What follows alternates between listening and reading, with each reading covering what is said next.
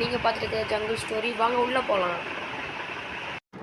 ஒரு காட்டில் ஒரு ராஜா இருந்தாராங்க.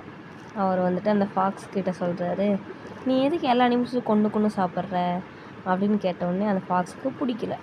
அந்த ஃபாக்ஸ் வீட்டுக்கு போய் அவர் ஏதாச்சும் பண்ணணும் ஐடியா, நம்ம வேணால் அந்த பஃபலோவை கொண்டுட்டு அது ராஜா தான் கொன்னதாக பண்ணிடலாம், நம்ம போய் அந்த பஃபலோவை பார்க்கலான்னு சொல்லிச்சு. அதே மாதிரி அந்த பஃபலோ கிட்ட போய் அவனை ராஜா கூப்பிட்றாரு, சீக்கிரவா உங்ககிட்ட ஏதோ பேசணுமாம்மா அப்படின்னு சொல்லி அதை கூட்டிகிட்டு வந்துருச்சு.